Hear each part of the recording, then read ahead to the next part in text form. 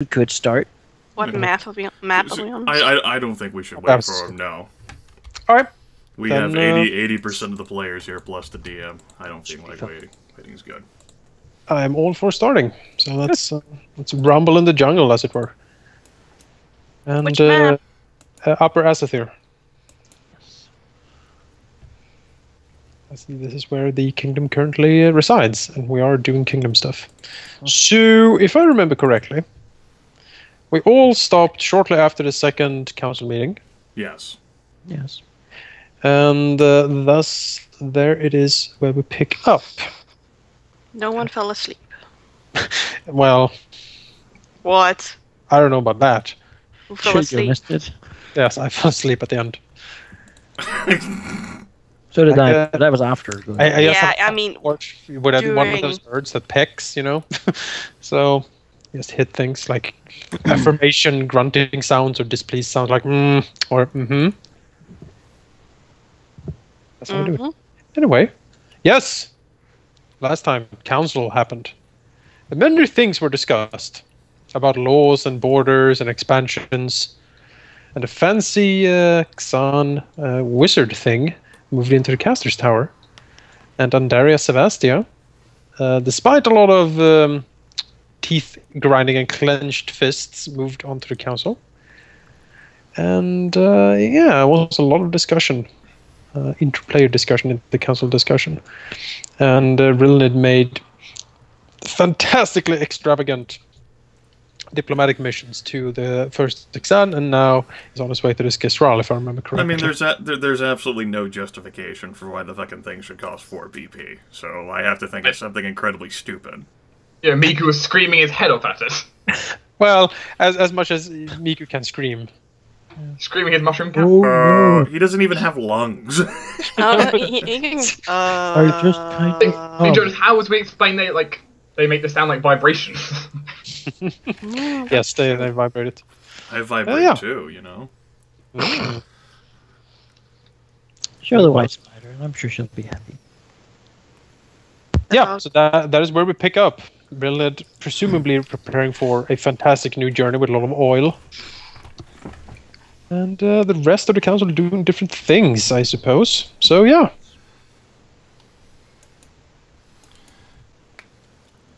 Let's rumble. Yeah.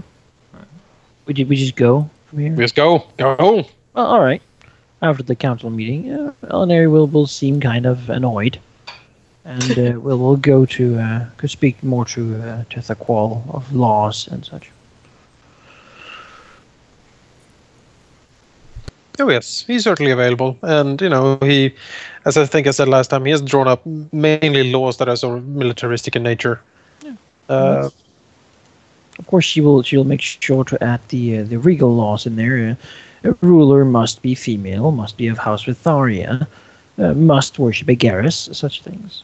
You know, to cement different relationships between different positions in the kingdom and secure that she will remain forever on top of the ladder, according to the law, at least. Yeah, basically sculpting the law so only she fits it. Oh, yeah. Oh, sure. That is certainly only person very much like her would be able to inherit the position. Who would that be?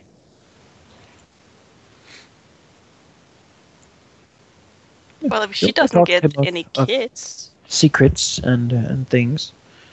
And afterwards, she will you know, take her leave with him towards Festival. Yes, indeed. And he will join her in such an endeavor. Good. You also brought Ivy along, I do believe? Yes. Ivy comes too. Family show. Oh. That's gonna be fun. All right. So yeah, a couple of days later, then I assume Elinary with the Tetherqual and Ivy and presumably a retinue. Oh yeah, like a couple of days. They just teleported to Vastervold.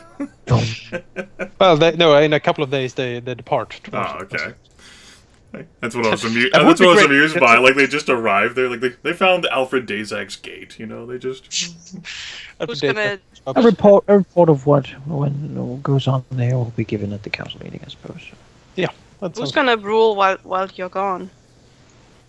On area rules. Yeah, but you're not here. What rulings need to be made? I don't know. Sit on the throne. That's not really the only thing a ruler does. That's the only thing Ellen Harry does. Clearly not. Well, I guess Trislan has the house to herself.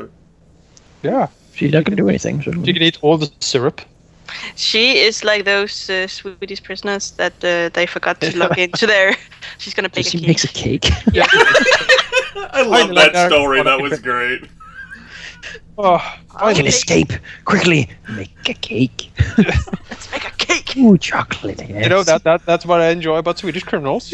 They're kind of friendly. That's awesome. That does not happen in the United States. It would be like everything would be on fire and be like shootouts. Yeah, and here we do cakes. America would be the same as Brandiskar escape. Exactly. Look where that went. So, what does Rae'nkalar do? Well, Rae'nkalar will be, and the majority of the time he'll spend, since Tevaquil's not here, will just be coordinating with Zin for the majority of it, trying to sort out armies. Deal with the fact that a large portion has been dragged away by Anari on her protection patrol. Oh, yes. Reorganize things, and he'll be studying now and again, seemingly just grabbing books out of merchants, yes, going down to see, possibly even going down to see like I can't remember how to pronounce her name. The court alchemist, but Andaria, sorry. Yes, yeah, going to her, discussing a few things about best ways to stop like people with dark magic from doing problems. Anti-magic discussions? Yes. Well, she will say that she is not really a magician as such, but she could. She hasn't really looked into much of it. She does say that she certainly has some concoctions and stuff she could throw around if needed. But she sadly reports that she couldn't really hand them over to Rain because of the specific energies and brewing techniques, etc., that is required to mix them. That's very understand, but he'll discuss it a little bit with her. He's curious on how to best protect people from various. He does notice when he visits her in her lab that she seems to be doing a lot of research currently. She has like piles of books and some like very odd experiments going on. He does actually notice that some of the books don't really look drow in nature. They almost look like more Xan in nature. Rain will give a glance to those. Then look back to Andaria. Have you been speaking to Xana, the second sage? She nods. Yes, I have, my lord. She smiles. I have engaged in some cultural exchange. She grins. The creature is fascinating. He is very learned in many things arcane, and right now we are exchanging information, as it were. It is fascinating, and I do believe I am on the verge of a breakthrough. Interesting. Can you give any basic details on what kind of breakthrough this might be?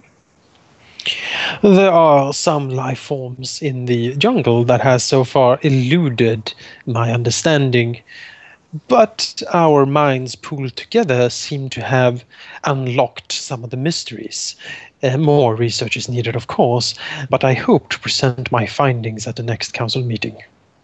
I am, after all, the Magister. I expect to see some good results out of you over time. She motions to all the like bubbling cauldrons and vials and smoke and stuff.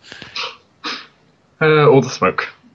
Yes, science in the making, my lord. Yeah, he looks over it. Well, I'm going to be going back. I'm going back to my duties, but please ensure that. Actually, just make sure some of this smoke doesn't build up in here. Ventilate, basically. Yes. She nods, waves him off, and starts digging into her research, mumbling and scribbling on a lot of papers and things. Other than that, he'll speak to Tarlin for a little bit, which you know about because we did it out of video. So yeah, there's some discussion between Tarlin and Rain. Okay. What does Trislin do? She bakes a cake. No, do they even bake cakes? I mean, I suppose drow eat pastries. I mean, they have refined tastes. Yeah, I'm sure they have an equivalent at least. Well, anyway. I would say that baking cakes is kind of hard in Vothas, probably. I see. Well, it's gonna be. She's probably just gonna talk to Talon like we did. Mm-hmm. And if he's up for it, she can do a lesson with him. Sure. He will be happy to conduct some private lessons in some of the evenings. He seems to have more to do currently, and he will excuse himself that his present duties take him away a bit, but he will try to attend as much as he can. Tristan is happy for that, and he is excused. All right. Very well then. So, Rilinid on his mission towards the White Spider. Leaves with great fanfare. Yeah, he better for that money. Actually, doesn't leave with great fanfare. They just get down the tunnel a bit, like a day or two, and then that's when the fanfare. Just wait until they get out of complete and total earshot of Vothas, and that's when the awesome shit begins. Everyone knows that this is the night the party's gonna start, and everyone's waiting for it. Like all of the mercenary patrols that happen, they come through and bypass and everything. They just see nothing because it completely stops whenever the patrol passes through. Yep. And then it goes back to just this crazy awesome with I suppose Rilinid at the head, he's that pompous, parade leader, just stomping in front. Got the band behind, you got the float.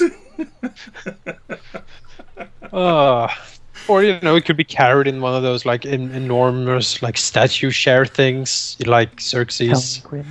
That's after the halfway marker. Oh, okay. That's once we get to the fungal jungle. When the cheerleaders have been moved off the field.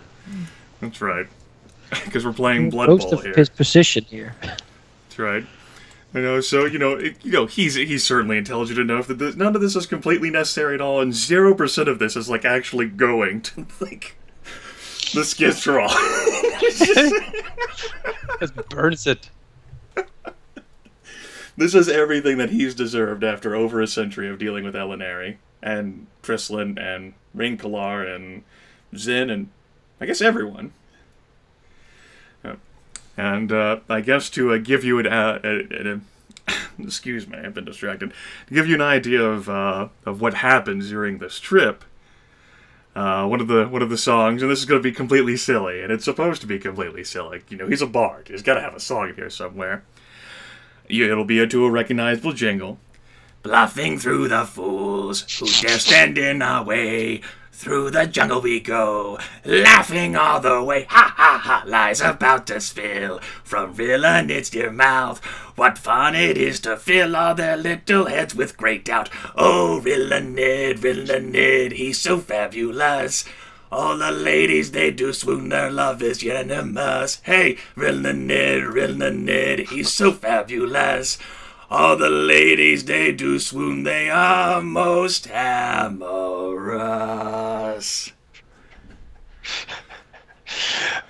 Wonderful, thank you. Yep.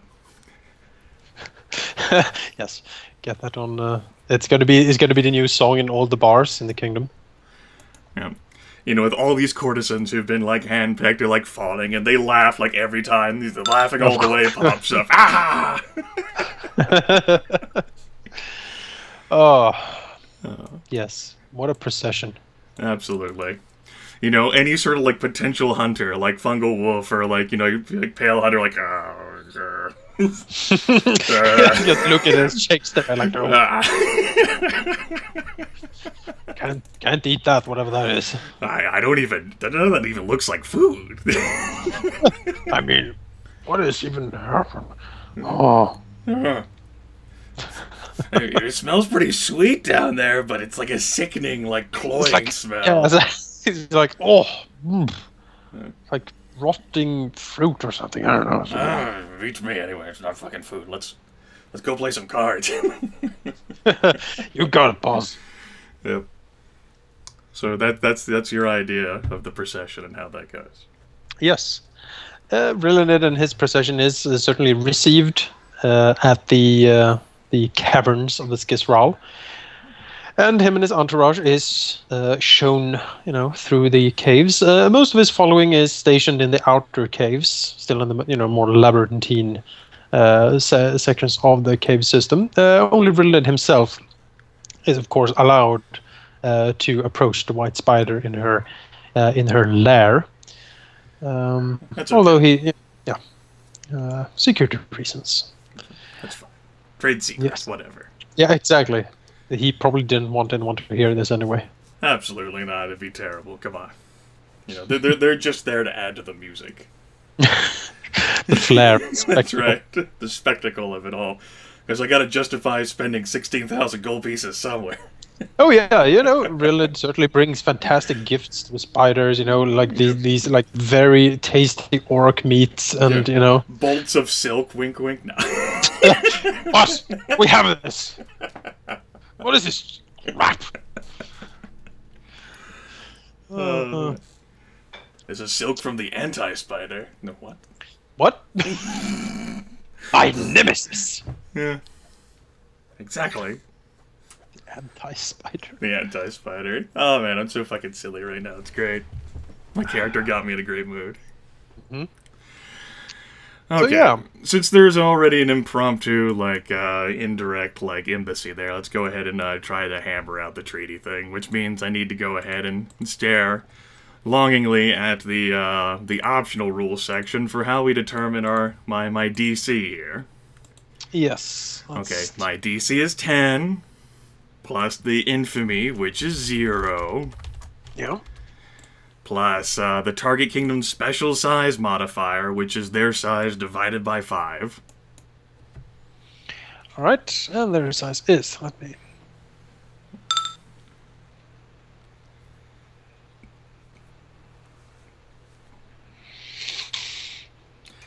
The caffeine and sugar I took prior to the session probably doesn't help either. Just add. 32 is their size, I believe. So that's 6. Yep. Okay, then next up is my kingdom special size modifier, which is 1, 2, 3, which is 1. Which, plus alignment difference modifier. So how many steps are they different? I presume they're neutral? Yes, they are neutral. Okay, so that's per alignment axis. So that's plus 5 for one alignment axis difference. And then another plus 5 for another alignment axis difference. So that's a plus 10. Yeah. Okay. Add that in. Next up, we have a relationship modifier. Right. They are currently friendly, I think. They are basically the same as Exxon. So the friendly, is that what I'm looking for here? I think it is. Let me take a look in the core rulebook a little quickly, so I don't say anything that is not true. Yes, they are friendly. What do I, like... What kind of modifier do I do with that? Well, if someone is friendly towards you, you usually get a... Is it like a minus... What did we do with Xan? I'm completely blanking. What we did with the Xan was this. Normally, if you're doing like a diplomacy check, the DC is 15 for indifferent creatures, but it's 10 for a friendly creature, so it's 5 less. Yeah, it's 5 less then. Okay. is there any sort plus the target kingdom's attitude, which I suppose that would be. The relationship modifier would be if we had any positive relations with a third party. Oh, yes, that's probably true. And would it be like if we both have a treaty with a third party, so -2? Yeah, that sounds fair. Okay. Incredible dice thing. Minus my kingdom's fame, which is 1 and it's some decimal shit. Minus BP I spent on bribes and grit. No, it's not supposed to be 14. That should be DC 16, not DC 6. Silly Grimith. Add an extra 1 there and a 10's digit. Okay, DC 16. I go ahead and select my token and make some diplomacy checks. Yes. Diplomacy! That's 1 success. I get to roll 3 of them, and we're looking for at least 2 successes. That was certainly a success. Okay. 3 successes. I knocked all 3 out of the box. Which means we can actually settle down and harangue ourselves a fucking treaty! Yes. The White Spider, she's intrigued by all of these fantastic gifts, and she is certainly interested in a treaty. Okay. With someone as fabulous as Rilinid. Absolutely. The ladies are amorous, man. Most amorous. Even the White Spider. That's right. So what we're looking at here is a bluff, a diplomacy, a knowledge local, a knowledge nobility, and sense motive. All right. Okay. Bluff. Diplomacy. Aww. I used the 32 up there earlier. Damn it. Knowledge local. Knowledge nobility. And a sense motive. Aww. 5. Dumb. I think your sense motive is the beat. Let's see here. Well, Rilinid wins in the bluff, certainly. He loses in the diplomacy. I would hope so, yes. Let's see here.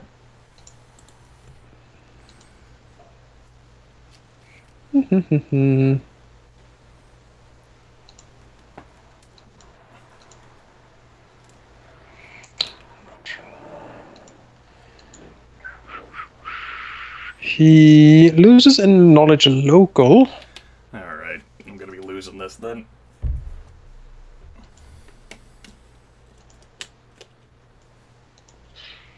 He wins in knowledge nobility. Yes, motorcycle, please. Thanks, Jonas. Yeah, my pleasure. It's warm. I need to have my balcony door open, but then again, motorcycles. Motorcycles. Oh dear.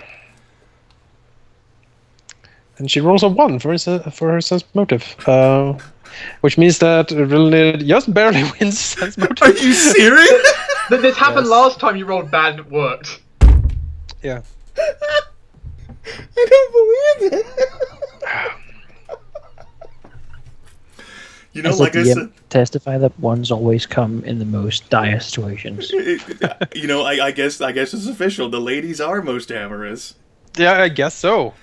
Somehow, Rilinid wins 3-2 again against the leader, despite a sense motive of 15.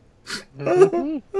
Well, I'm betting a bonus is like plus 13 or something. I mean, in that case, Rilinid has the advantage in negotiations, and he'll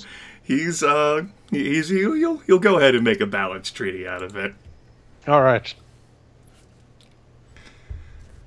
That is certainly appreciated. The White Spider is impressed by his suave and rakish behavior, and although his charms are not really tried out for spiders, they somehow seem to work. It's probably like, maybe catching her off guard, so she can't really hide her. It's probably it, she's not used to someone of his stature. She's not used to massage oil for all 8 legs. It's true. Some nice polish for her crystalline carapace. She's not used to someone doting on her who isn't Nethgir. It's kind of unnerving. And beautiful White Spider, I brought you this Orc. Yeah. Like, oh, that's nice. In that case, your thick hair is right. most pale. Their economy increases by 10% of ours, and our economy increases by 10% of theirs. Yes, you get 3 extra economy. In that case, it'll be only +2 because we already have a treaty with someone else. And it takes a -1 for every extra treaty we have. All right. Okay. Well, that takes care of Rilinid's diplomatic meeting. I'll do some stuff after Elinari does stuff. Right. So we did discuss much of this in downtime, Manaki. And you said you prefer to basically give a report when you get back, yes? No, we can give as it happens. I mean, no, that's what we're doing. Elinari will arrive in Festival, and promptly, the day after her arrival, of course, she has to come and, listen to the placations of whatever his name is. Lawless, he who Yes. liberates, or he who stabs, depending on who you... Yes. Yes, and he of course, yeah, he bows and scrapes and throw himself in the dirt in front of her, and is certainly sucking up to the best of his ability. That's good. That has to go on for a day. Then, however, she has business to attend to. So she will go to the gnomes and speak to them of all the new laws of the kingdom, basically set up how this thing is going to work, and then she will also report that taxes will sadly have to already be raised as the kingdom's coffers are running dry because of lavish tax exemptions that have been made prior to the formation of the kingdom. And of course we'll honor these as it is, and as anyone should. but taxes will be raised to cover this expense. There is certainly a bit of a mumbling towards this. The people really don't like taxes, But Sure. no one really, they don't really attack you or anything. That would be foolish. However, some of them do, because a few days later, the dear merchant who has this tax exemption actually gets attacked in the street by a crazed gnome. Yes, a Stabs him to death, and gets after a little chase, gets captured by the guard and dragged off and executed. Yes, a shocking crime I was about to say broad daylight, but that doesn't really, But in the middle of the market, the aforementioned very savvy gnome gets brutally murdered in front of everybody, and a violent and high-speed chase takes place through the streets of Festival before the murderer can be apprehended and promptly executed. Yes. Seen by all that a gnome did this deed. Shock to many.